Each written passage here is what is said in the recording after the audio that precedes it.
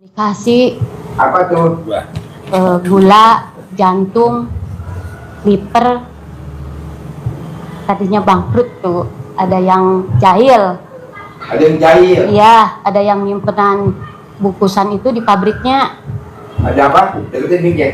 Ada yang nyimpen bungkusan di dalamnya teh Ada yang menyan, bungkusan. iya, menyan, panglai, lalu dibungkus sama kertas, lalu plastik, lalu ditojos sama paku. Ketemunya sama saya, itu Di mana ketemunya? di tembok, tembok situ gitu. Ada 5 bungkusannya. Serangan goib ya? Iya kali. Ya anugerahnya. Padahal cuma gilingan doang ya, tapi serangannya banyak ya? Iya, tadinya suka ngirim ke Bandung teh berasnya. Serangannya banyak banget. Suka ngirim ke Bandung berasnya, tadinya mah gedean gitu. Berasnya? Iya, tadinya giling buat ngirim ke Bandung. Beras bangkrut tahun 2013 akhirnya sampai sekarang. Kadang suami masih ada, itu buat makan aja susah banget. Suami masih ada buat makan aja. Nah lu sih diwujud-wujudin. Janganlah, ngapain diwujud-wujudin. Niatin aja. Pasti lunas. Pasti lunas. Pasti lunas. Disebut terus pak, disebut terus. Tapi nggak boleh diwujudin. Kalau bapak di ibu diwujudin. Dengan cara apa? Ketakutan, khawatir, was-was. Oh nggak boleh Pak Haji? Itu udah menghina Allah. Menghina Allah itu bukan menjelek-jelekan nama Allah, tapi dengan was-was, takut, khawatir. Itu namanya menghina. Jangan takut. Pasti lunas. Pasti lunas. Pasti lunas. Pasti lunas. Pasti lunas. Pasti lunas. Jadi ayatnya bos, kalau kamu punya keinginan, kalau kamu punya impian, kalau kamu punya cita-cita, kamu cukup niat. Biar aku yang mewujudkan. Jadi yang wujudin siapa? Allah. Nyambung gak maksud gue? Nggak nyambung ya? Agak blon dua-duanya. Ayatnya bos, kalau kamu punya keinginan utang pengen lunas, keinginan pengen punya toko, keinginan punya modal 10 miliar, itu kan keinginan, cita-cita, impian. Bapak dan ibu nggak boleh macam-macam, hanya cuma satu. Yakinin, niatin, yakinin. Pasti bisa. Kayak tadi tuh yang privat 10 juta. Dia datang seminggu yang lalu, dia ngomong tuh sama si bagian informasi namanya Dandan. Pak Dadan, saya pasti bisa privat 10 juta. Biar saya bisa ngobrol sama Pak Haji lama. Karena kalau 2 juta ngobrolnya recehan, saya nggak mau. Dia ngomong begitu, betul ya? Seminggu yang lalu.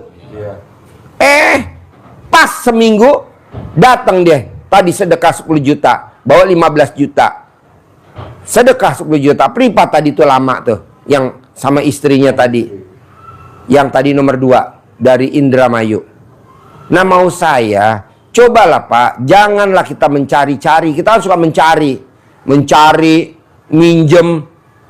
Apalagi kita hobinya ngetik. Pinjem duit dong bos. Kok pinjem duit? Ngapain? Kalau pinjem duit lu mesti balikin. Kalau nggak balikin lu nggak bakal masuk surga. Boro-boro nyium surga juga nggak mungkin. Kenapa nggak minta sama Allah? Dalam arti kata niatin. Pasti gue punya 10 miliar minggu ini. Belum terkabul, pasti gue punya 10 miliar minggu ini. Walaupun Allah ngasihnya nyicil. 3 miliar dulu kemarin. Hari ini 2 miliar. Besok baru 5 miliar. Tapi kan kita enggak. Japri, Pak Haji lagi buka HP, Japri lagi. Ngapain Japri Pak Haji? Orang gue mau lihat video, gue lagi mau lihat ini acara anak yatim besok, ini langsung pada Japri. Itu namanya kan dia berusaha. Syukur-syukur dibaca, syukur-syukur enggak. Malah enggak gue baca. Kok gitu Pak Haji? Lo ngapain? Dianya berharap. Nah bisa gak Bapak dan Ibu jangan berharap. Nah lo kan suka berharap. Contohnya apa Pak Haji? Bisa gak ya utang gue lunas minggu ini? Kok gitu?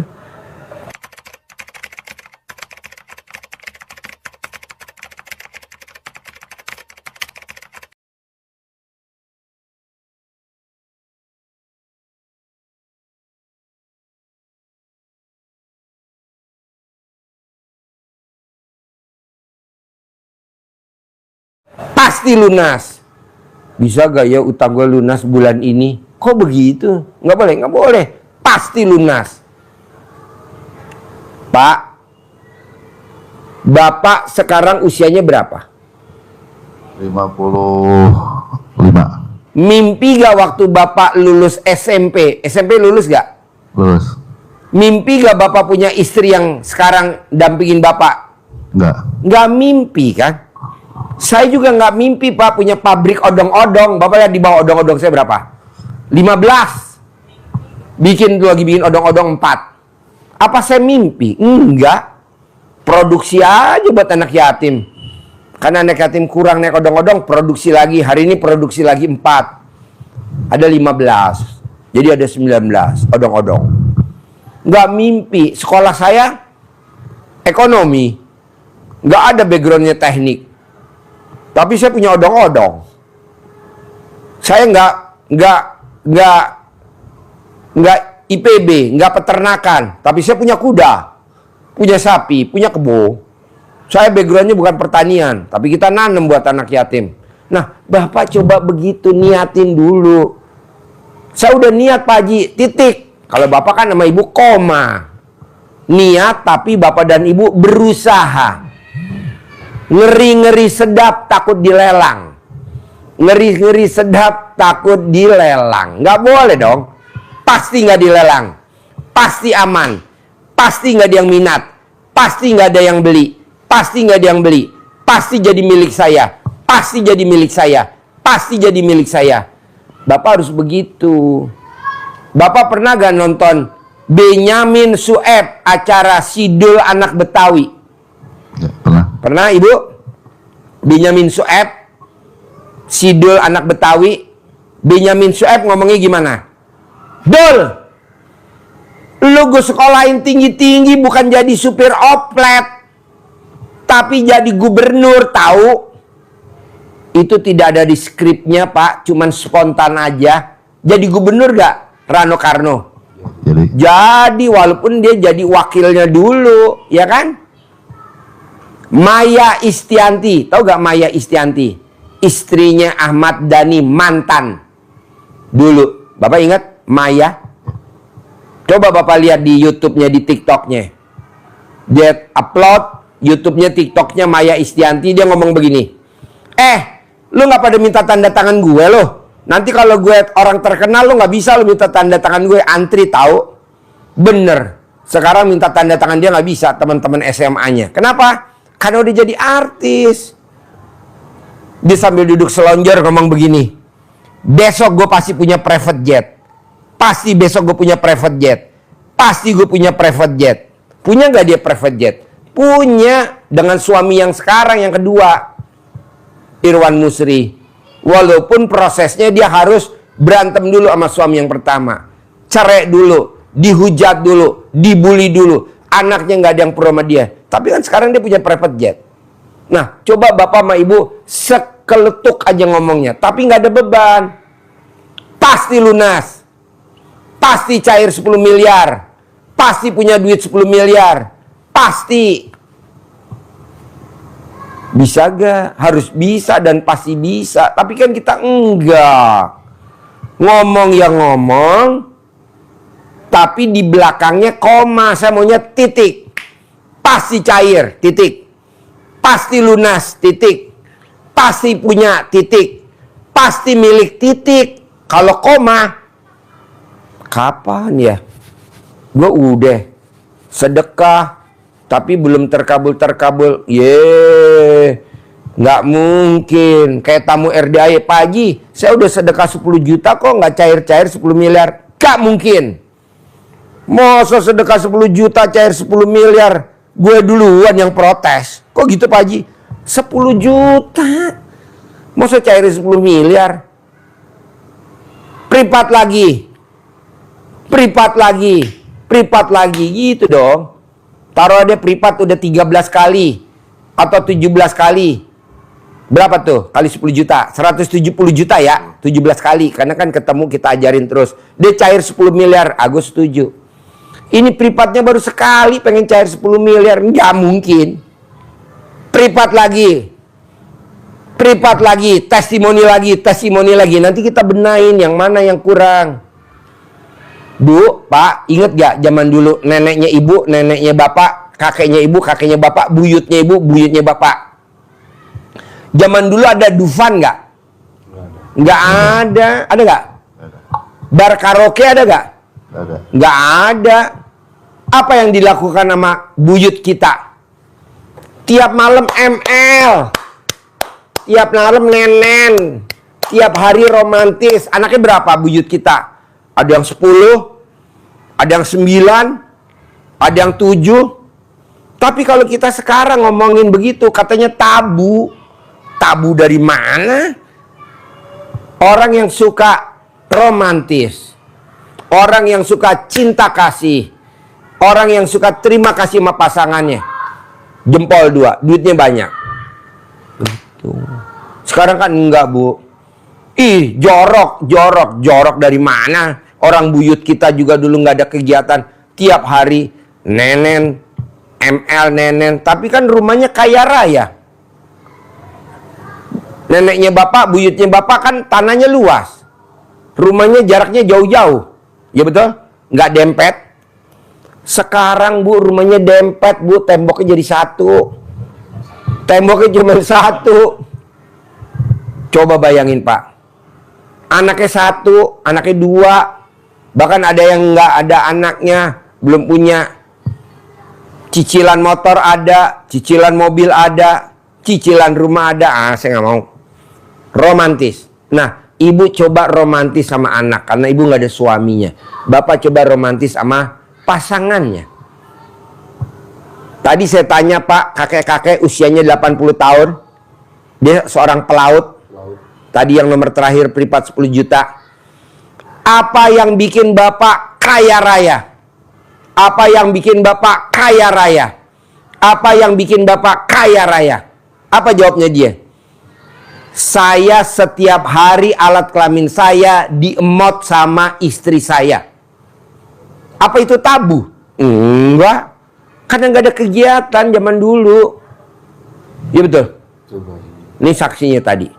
Nah, istri Bapak mau gak kalau ngemot alat kelamin Bapak? Coba. Kapan terakhir ngemot alat kelamin Bapak? Kapan Bapak alat kelaminnya dimot sama istri? Kapan terakhir dimot? Ingat-ingat. Ini sekarang hari Jumat. Tanggal 18. Tanggal 10. Kebanyakan bener. Ngemotnya terlalu dalam gue. Tadi saya tanya nih, Pak. Pak, Bapak kalau dimot alat kelaminnya di mana?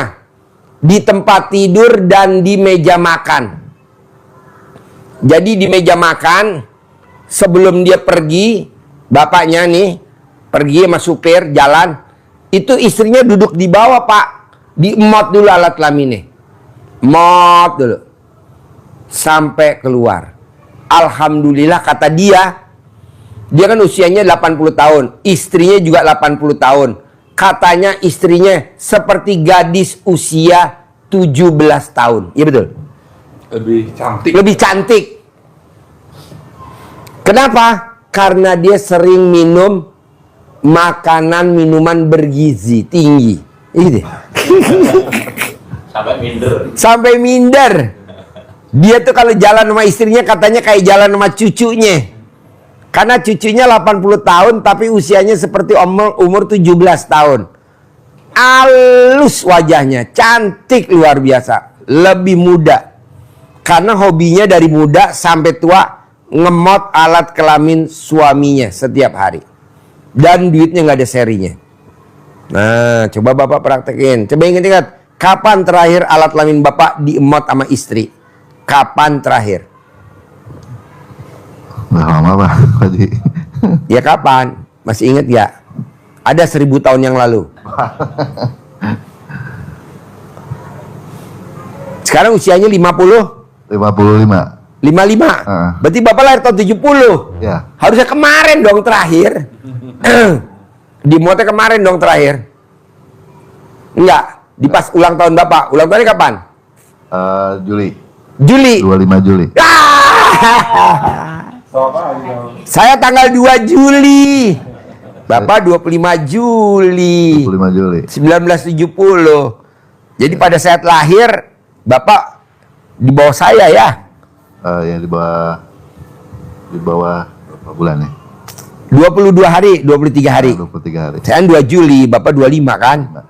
70. Jadi Bapak paksain gimana caranya, bisa nggak bisa? Mau gak nih kalau istri suruh ngemot alat kelamin Bapak, kalau saya boleh tahu? Mau gak nih istri kira-kira? Mau. Mau. Nah udah itu. Bapak kalau manggil istri apa? Bunda. Bunda. Bun. Kata Pak Haji, hajatnya Ibu kalau manggil Bapak apa? Ayah. Kata Pak Haji, hajatnya ayah cair 10 miliar udah di depan mata, udah di depan. Bisa gak Bunda tiap hari ngemot alat kelaminnya ayah tiap hari? Di mana Pak? Di mana ya? Di tempat tidur plus sama di meja makan. Jadi kalau pas lagi ayah sarapan, Bunda di bawah meja ngemot sambil ayah sarapan. Tapi jangan ada orang lain aja ya. Ya. Kasih anaknya suruh jajan jauh. jajan di Bandung. Bapak panggil anak Bapak. Ya. Kamu jajan di Bandung ya. Kasih duit suruh dia jajan di Bandung. Bisa gak? Harus bisa dan pasti bisa. Tiap hari itu Pak Haji. Tiap hari Pak. Saya mau cair 10 miliar. Harus. Karena udah di depan mata kok. Namanya ilmu romantis. Cinta kasih, terima kasih, kasih sayang. Sampai keluar Pak Haji. Hah? Sampai keluar. Sampai keluar. Sampai keluar. Sampai keluar. Kalau nggak keluar, diganti pakai botol Sprite. Pelan-pelan bos. Bisa lah. Tapi itu pas lagi suci, lagi head juga. Kan Bapak diemot sama istri. Berarti kalau dia main kan nggak ngaruh bos. Emang alat kelamin Bapak dimasukin ke dia? Enggak. Alat kelamin Bapak dimot sama ibu. Iya. Kalau ibu main, nggak apa-apa. Bisa gak gitu? Ya, bisa. Bisa ya? Bisa. Mau gak minggu ini cair 10M? Mau. Bilang sama ibu, Bun, kamu sambil ngemot, ayah video call ya sama Haji Marco.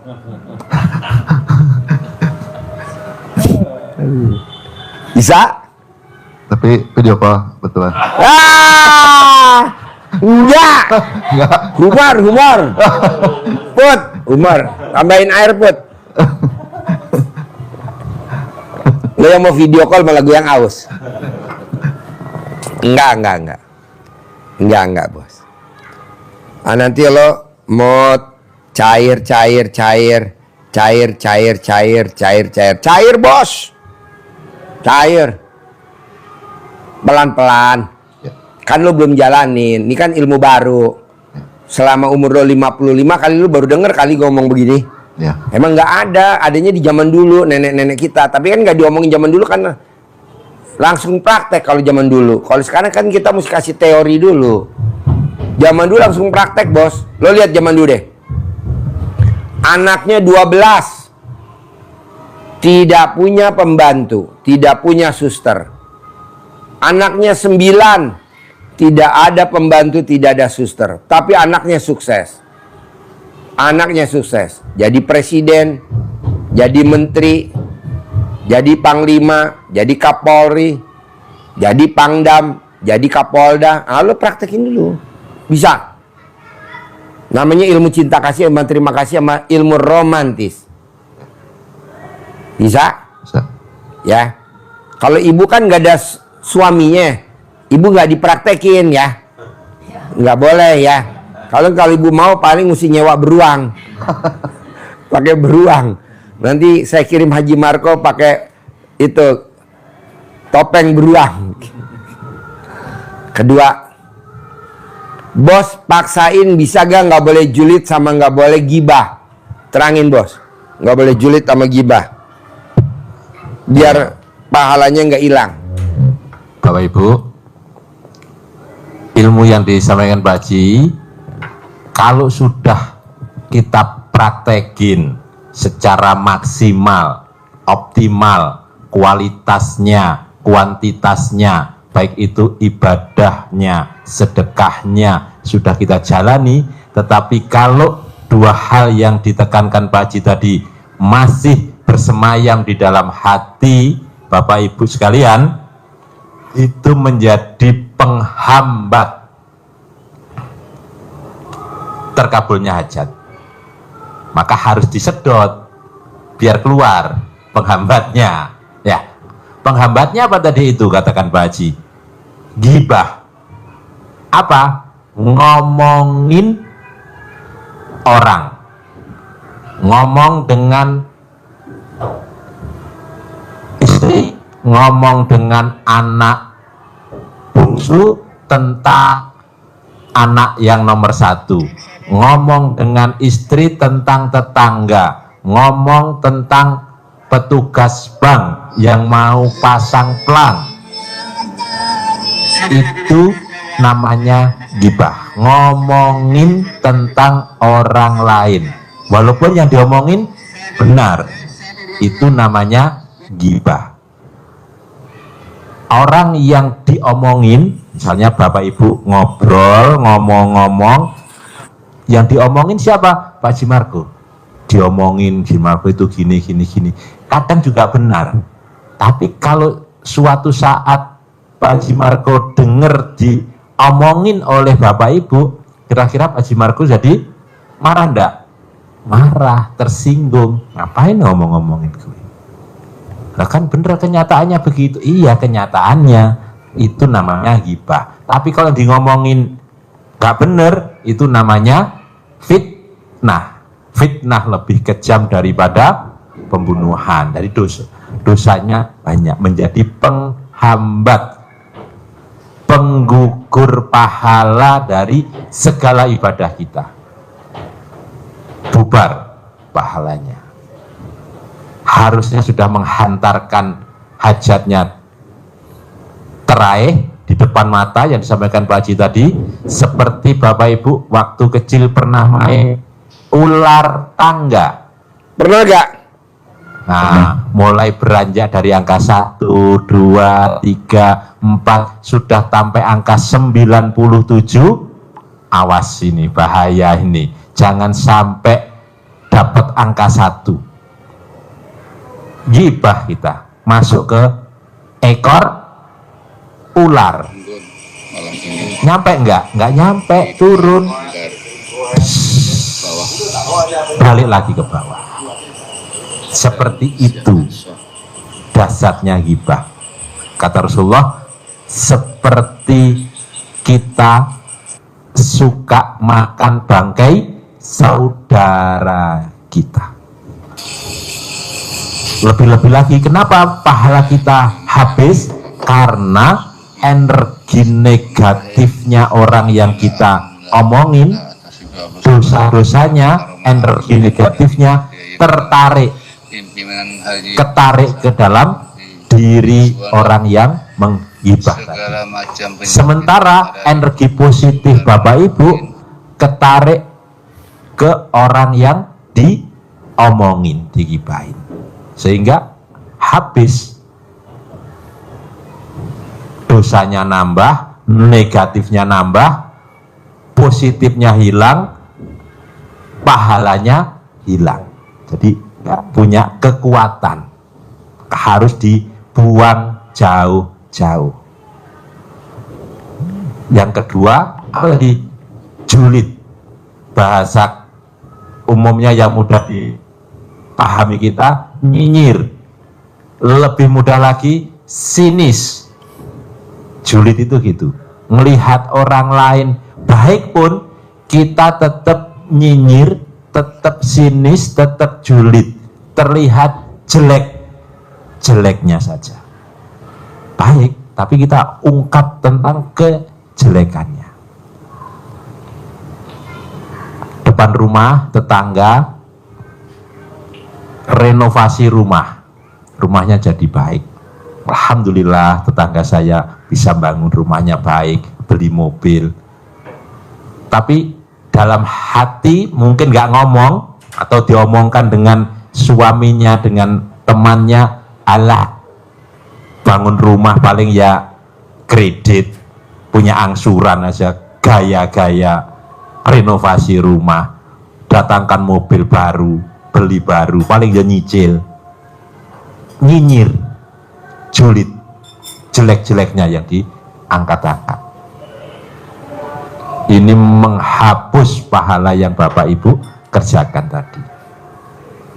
Nah, yang terpenting adalah julid dan ghibahnya itu kalau sesama manusia masih manusia yang marah. Tapi julid, ghibah itu julidnya, ghibah kita tidak dengan orang lain, dengan diri sendiri juga bisa. Apa? Mengungkit-ungkit kelemahan diri sendiri. Kurang saya apa ya? Kok saya seperti ini? Itu ujungnya ngeluh, sedih, murung, jengkel. Semua sifat itu akhirnya ujungnya mukanya suntuk. Kesimpulan dari julid, sinis, nyinyir itu adalah orang itu sedih melihat orang lain senang, tetapi dia menjadi senang, gembira melihat orang lain sedih. SMS. SMS, senang melihat orang sedih, sedih melihat orang senang. Nyambung nggak, Bu? Nyambung nggak, Pak? Ya? Jadi Nyambung ya? sifat ini jangan ada.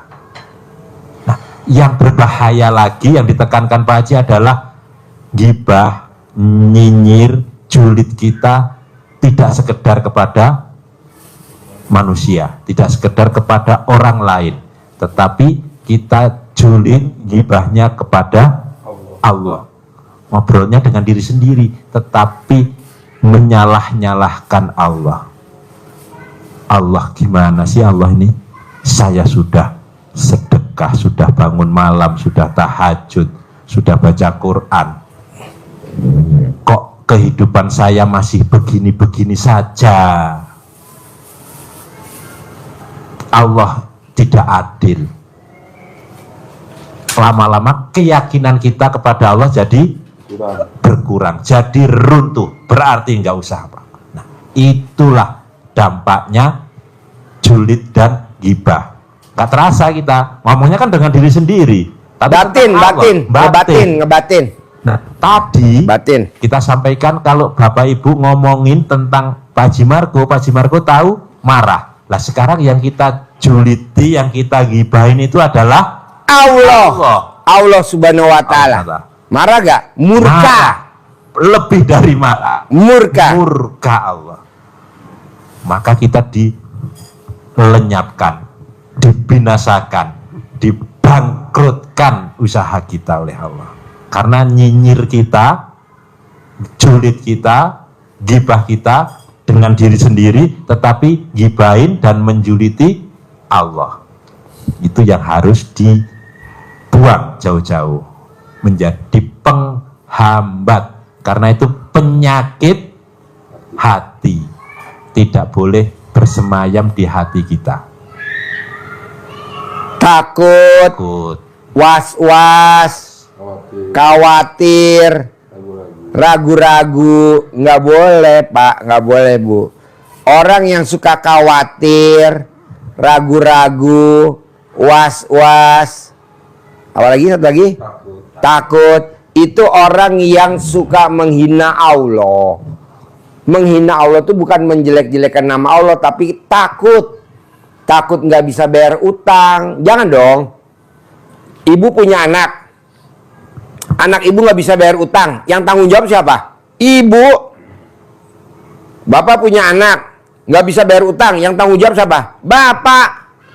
Bapak punya istri Misalkan istrinya mau beli HP iPhone 17 Pro, harganya 25.700.000. Terus istrinya kredit, yang bayar siapa kreditannya? Bapak, betul nggak? Apa yang bayar Haji Marco? Nggak mungkin lah, yang bayar kita para suami. Begitu juga bapak utang, ibu utang, siapa yang bayar? Allah, tenang aja, pasti dibayar.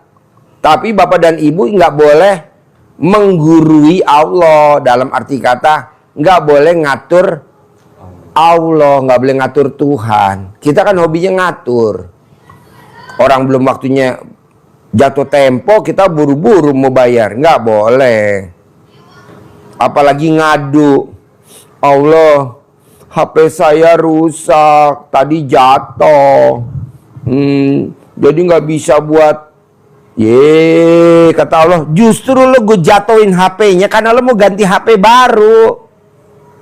Yang beli siapa? Aku. Wasilahnya ya suami kamu. Dan kamu punya suami, dibeliin lah. Tapi katanya suami saldonya nggak ada. Pasti ada. Pasti ada. Pasti ada. Nah, kitanya semangat begitu, Pak. Kita kan enggak. Suami tercinta pengen beli ini. Iya, nanti kalau saldonya ada beli ya. Nah, kita langsung sholat sambil berkeyakinan. Pasti ada. Pasti ada. Pasti ada. Pasti ada. Pasti ada. Pasti ada. Gitu. Ini kita kan enggak, Pak, Bu. Ngomongnya, ya 17 Pro udah keluar. Saya belum punya. Nggak boleh gitu. Pasti punya. Pasti punya. Pasti punya. Begitu, Pak. Jadi hakikatnya harus tingkat dewa. Bisa? Pastinya harus ditekan. Yang kenceng banget. Seperti bapak tadi yang dari Indramayu. Coba lo terangin. Bapak yang tadi dari Indramayu. Masih ingat gak lo? Ditanya Pak Haji, Pak, mau nggak dimot sama istri bapak pulang dari sini? Mau. Mau. Kurang keras.